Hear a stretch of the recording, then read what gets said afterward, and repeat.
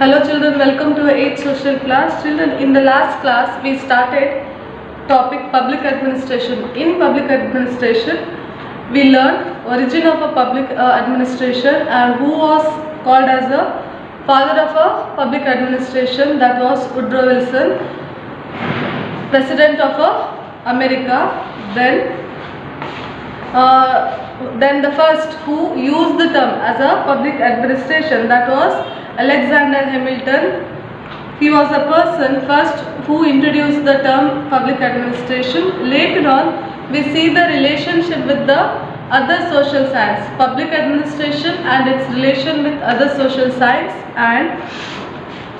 and also importance of a public administration we have seen. Then later on Luther Gulick, he has introduced the term POSD and CORD, which means planning, organization, staffing, direction and coordination. Then the cooperation, reporting and budgeting, the term which related to that meaning I explained. Now move on to the next part of a public administration, that was recruitment. Okay, now we have seen that what is the work of a public administration and what that it will provide to us, right? In the mean that it will provide a administration to the common people or the public, to us civilian, right?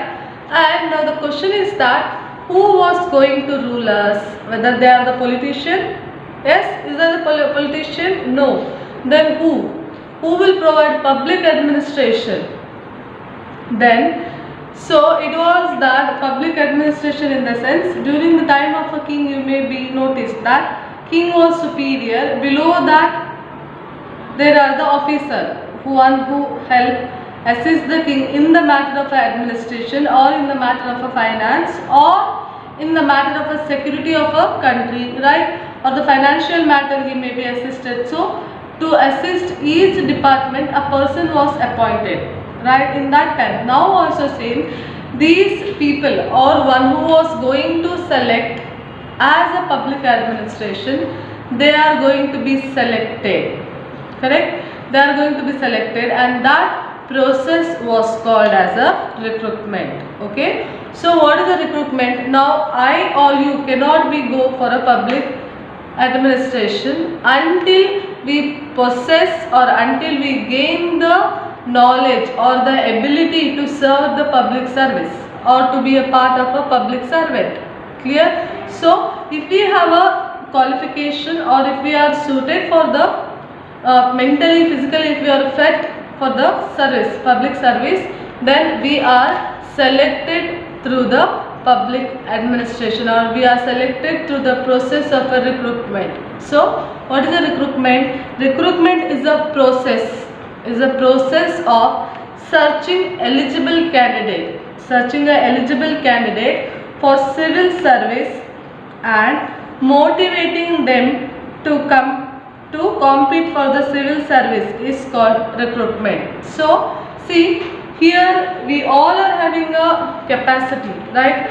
It doesn't mean that we are incapable. We are all are capable, but maybe our capacity or our knowledge doesn't suit or doesn't match for that particular field, right? Who knows? Many of you may be suited for this to be a doctor or to be an engineer or to be an engineer or the scientist, right? So, and among you also there may be someone who can become a public servant or the civil servant, right? So out of you, so you don't know your capacity up to level, so you will write a exam to be a part of a civil servant, and out of you any one will be selected on the basis of a mark or the percentage, right? After selecting you, eligible candidate, after selecting, it will be motivating in the sense, see, it is not for your sake, you are working for the sake of a country. That motivation is bringing inside you, and for the sake of a country you should not see any relation. You should not see that is your state, that is your family member or your relation or your neighbor. Such kind of the formality you should not keep. For you all are one, because we are serving for the cause of a one, that was our nation. Such kind of a motivation provided to you, then you are selected as a candidate to serve for the public service, or you will become a public servant. Okay, that is the recruitment. After that when your selection is going on, you will be seen that whether you are physically fit, whether you are intelligent, whether you are smart, and your honesty, behavior, everything will be considered. Not only your IQ, study knowledge, along with that all your behavior will be observed. After that only, suppose, see, if you are whom we are going to be select as a public servant, suppose he is a thief by profession, or maybe few year back he has a police record, his name was there in a police record.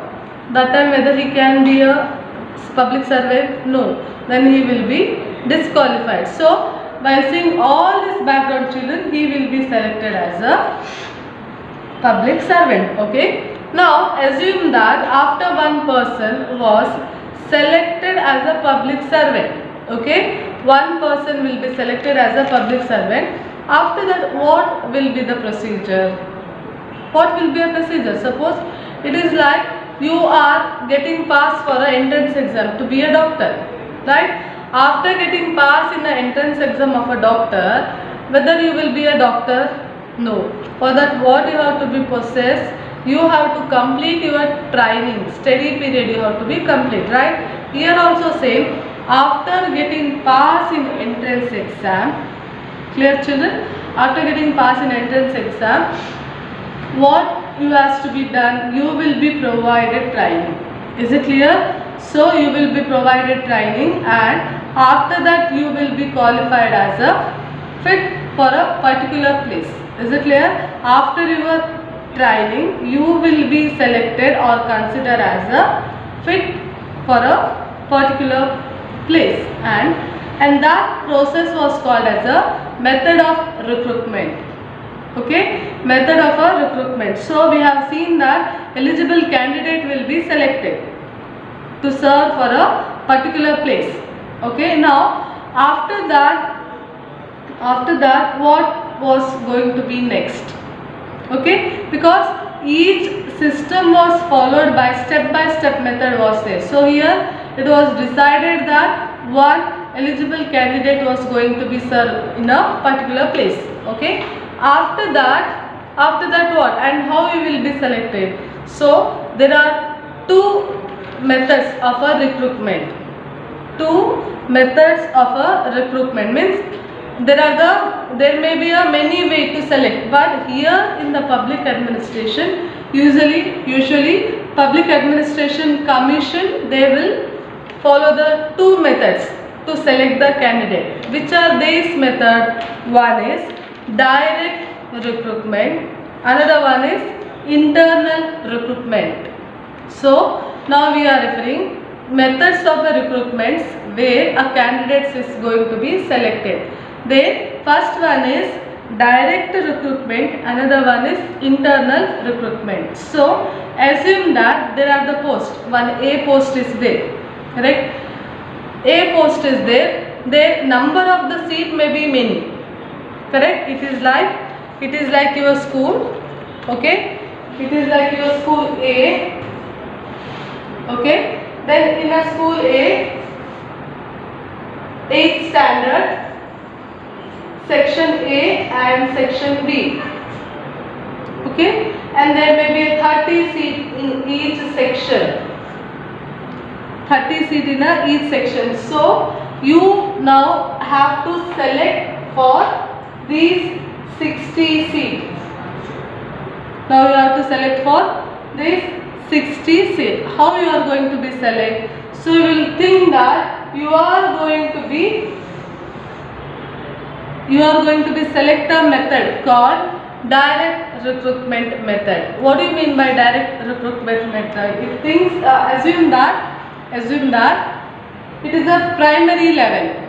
Okay, so you think that they should be trained from the beginning. You feel that they should be trained from the beginning. So what you will do? You will go for a direct recruitment method where a candidate was selected on the basis of a examination. Clear? On the basis of a competitive examination. So what have to do? They will announce that there are the 60 seats in a category 8. So you are the candidate, one who are wish, desire, they can write or they can attempt the examination. So in newspaper you may have seen the call for public administration call for. So for that you need a lot of training. So you will attempt the exam. Okay, and in that there may be 100 or 200 candidates. They are going to write the exam. Out of 200 candidates, 60 candidates will be selected. Okay, or assume that not 60. Okay, I tell you, remember here 100 candidates will be selected. Remaining 100 is disqualified. Remember here children, 100 are selected. Actually it requires 60, but 100 they are selected and remaining 100 will be disqualified. Okay, out of these 100 again they will further filtering process I will tell. Okay, out of these 100 again they will search. In that finally they will pick 60 and again they will do the minus 40. So these are the 60, one who are going to be filled for the each 30. Okay, and before filling to the these 30 posts, this 60 will be provided training. Is it clear? I tell you, this 60 will also provide a training, but this is the method how these 60s are selected. The 60s are selected directly through the examination. These are the fresh candidates. They don't know what civil service is. They don't know anything. Just they had attempted the examination and they got selected for these places. Is it clear? That was direct recruitment.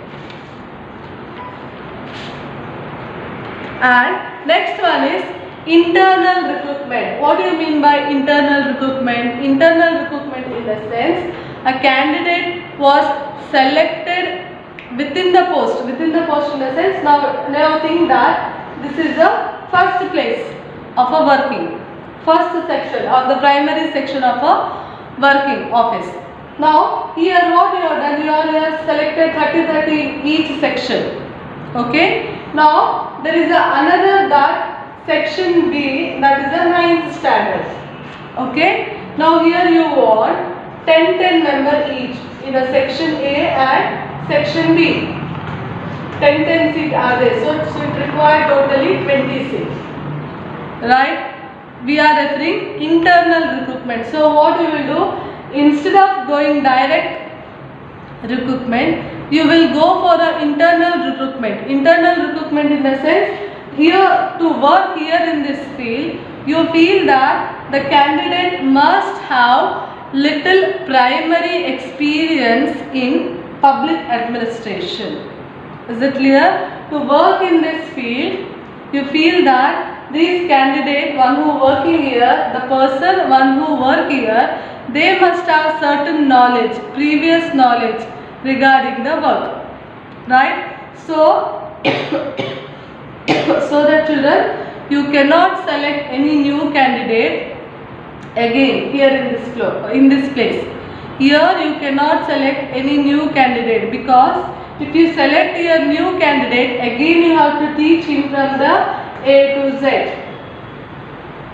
Okay? After teaching A to Z only you can go for a word. Right? Here like it's like learning A to Z. Here they are not going to teach A to Z. Here they will directly come to word and sentence. Example I am telling. So what you will decide? You will decide that out of these 60 members, let's take 10. So you will take 10 from this section and you will fill this vacancy. And here there will be a scarcity. Clear? So selecting member from year to year, that was called as the internal recruitment. It is like a promotion. You are selected candidate within the work for the higher post. That is called as the internal recruitment. Whereas here now there is again shortage of a 10 place. Then again what you will do, you will call for a direct interview. Means again there is a vacancy of a 20 post. So write an exam. After writing exam, in that you will select, you will do the selection of a 20. Is it clear? That is a direct recruitment and internal recruitment. Is it clear, children? Is it clear? So that simple example I gave you. So that is the process where in the public administration they will select the candidate through the examination, and if they feel that there is no requirement of a direct selection, we can go for the internal selection where the candidate are more excess or they are already trained, need not to train them again. In such cases they will go for a internal recruitment. So these are the two methods of a internal recruitment. Clear? And now next is, assume that now you are selected here. Okay? Here you have selected 60 members. Okay? These 60 members, how they will be trained, on what basis they will be trained, that is a training. Correct? Because here these 60 members they are the fresh candidate like us. They don't know anything about the administration. Although they don't know what is the wings or the steps which involve, or the procedure which involve in a public administration. So these 60 members is required to work or required to get a training. That is called as a training. Okay. So the types of a training is, first is formal training and informal training. Okay. First one is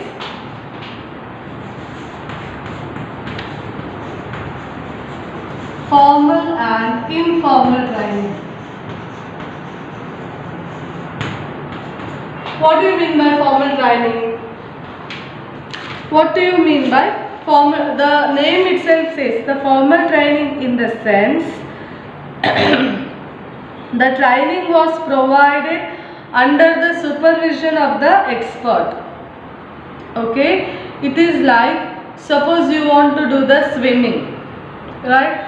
To tell, it is very easy. Just go on to the water and learn the swimming. It is easy to tell, right? Whereas it is difficult to go to the deep of a water. Easy to tell, but we don't know depth of a water. So to learn the swimming, you need the proper guidance from the expert, right? So here in the same way, when we comes to a training, means it is not just that wear a formal dress and go to the office. No, it is that you have to be trained everything.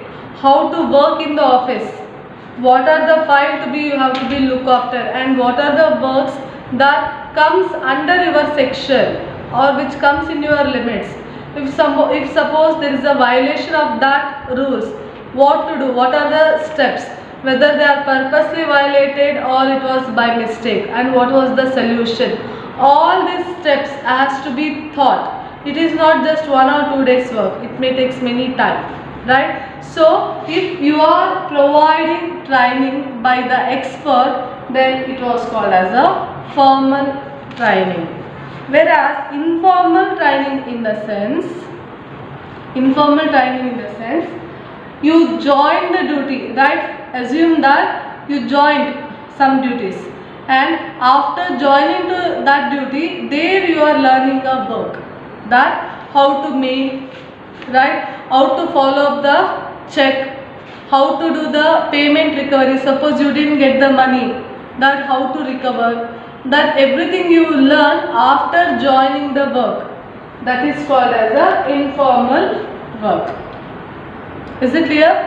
Formal work in the sense, before joining to the work, where you are provided training from the expert, that was called as a formal.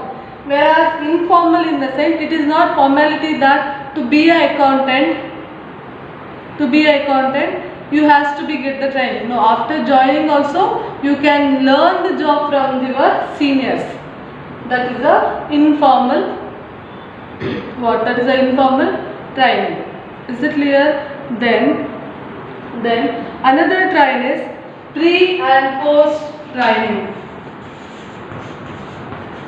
Pre and post training. What do you mean by pre and post training? Pre training is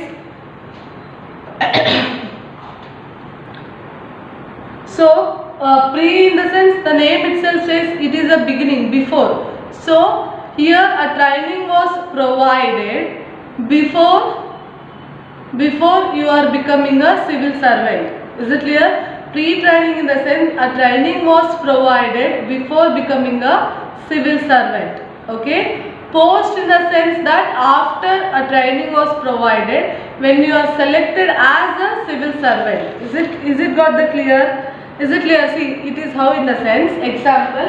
Here I gave you example. Remember, out of 200 members in examination, 100 will selected, right? Out of 100, we require only 60. So 40 they disqualified. Okay. So here assume that out of a 600, 80 got selected. Okay. 80 how they got selected? 80 they are equally talented. They are equally answered the mark, qualification, everything same to same. So there is no matter of a disqualification. To whom they will disqualify? When everyone will get 20 out of 20, right? So what they will do? They will disqualify these 20, one who are not that good. So they will select here 80 members. Okay? Out of these 80 members, children, listen carefully. We require only 60. Right? We required 60 and this 20 is a excess. Right? This 20 is excess. So what we will do? Their mark also high. Everything is high. So what they will do? These 20 will be given training. Pre-service in the sense, listen here carefully, before getting the job. Your job is confirmed that you are going to get the job, civil servant job, but you don't know which division, because there are many divisions in the public administration. So before appointing you to the particular place, they will be given a training. Okay, they will be given a training and they will be kept ready. Okay, they before the job only, before the appointment only, they will be given training and they will be kept ready. Okay, this is a pre-training. Whereas this 60 is that they are sure that they are going to be select for this place which is vacant. So these are going to be trained after getting the appointment that he was selected for the A section, 8A section class. So that whatever work is there in 8A, that training only given to these 60. Is it clear? So whatever work is there in 8A section, that only given to these 60 members. This is a post training. This is after getting the appointment. But these are not clear that whether they are going to 8A or 9B. Right? So these are given training. Overall training they will be given. Clear? I am telling overall training in advance they are given, because they are not sure that whether they are coming to here or they are coming to here. So for them from the A only everything was going to be taught. Okay, and they are coming to words and sentence also they may be completed. Example I am telling children, and suppose here out of 10 members, any 5 members they are not going to come for a work. They think that my posting is very far, I cannot go. So what we will do, these 5 places will be remaining as it is. or here there is a possibility to work, because this is the internal, no, from year to year only they will got the promotion. So here they will come. Okay, assume that here only they won't come. Out of 6, you think that 10 are not going to be joined for their work in last moment. So what they will do? Out of 20, 10 they will shift it to here. Okay, 10 they will be shifted to here, and remaining 10 will be kept as a reserve. Okay, that is a post as well as a pre-training. And remember here, you may ask, ma'am, on what basis these first 60 are selected? Okay, there may be a difference of 1 or 2 marks, children.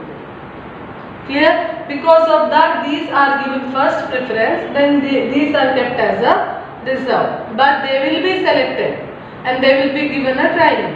Is it clear? So I hope formal, informal, pre as well as a post training is clear. Then the next one is short term and long term training.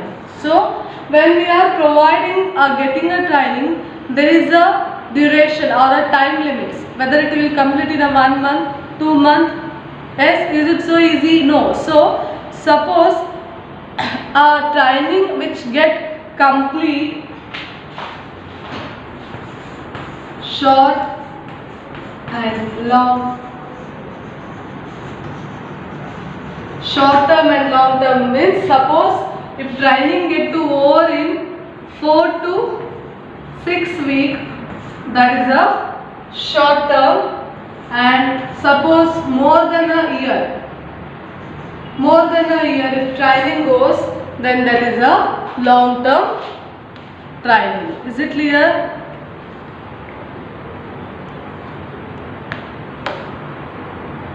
So which is a category which comes in short term training? So the doctor they have already completed MBBS for 5 years, right? Suppose they are going to be work for the cause of a nation, then they are going to be write a examination in their field, then they will selected. After that selecting, again they will be given a training that being a doctor, how they should work as a public administration. One side they are the doctor and another side they are the public administrative doctor, and these training which take 4 to 6 week duration. It means likely 1.5 month, right? So that is one. Whereas long term training which comes as all India service. All India service in the sense you are this only DC, IAS officer, they comes under this long term training. Okay. The next one was departmental and central institution training. Departmental training in the sense department and central training. See children, department in the sense you want to be a police officer, right? So public administration is also comes under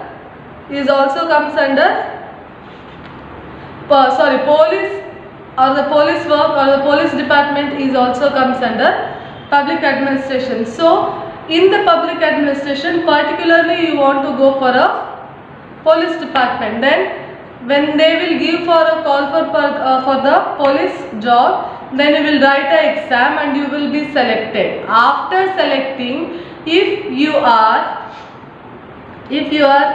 getting a training from the police officer or from the police department, then that was called as a departmental training, because you want to be a you want to be a police officer and you cannot get the training from the doctor, right? So you are attempted the departmental exam. So after selecting in that, you will be provided training under departmental workers only. Clear? So that is the departmental training. Whereas central institution training in the sense a training was provided by the central government. Example, Lal Bahadur Shastri National Administrative Service in Mussoorie. Clear? that provide you regarding training regarding administration in a Mussoorie. The training center was there in a Mussoorie. So if you are selected in that central administration post, then that central administration office was there in a Mussoorie. So you will be called there to train there. Okay, so there you will be given a training, and it is your wish. After writing the exam, you may go or you may not go. That is your wish. Okay. Then the next one is skill training and background training. Skill training and background.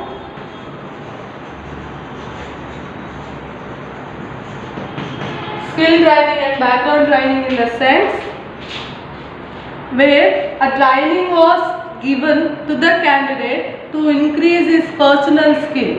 Is it clear? Training was given to the individual to increase his personal skill. It means that already he was appointed.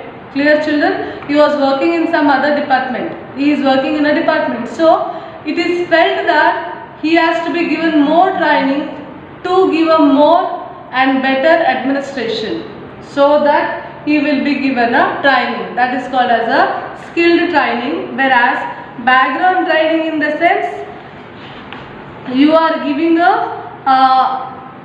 though you are appointed and you are working, you are giving a knowledge regarding the administration about the sequences or the consequences. It is like how in the sense upgrade, doing you in the upgrade.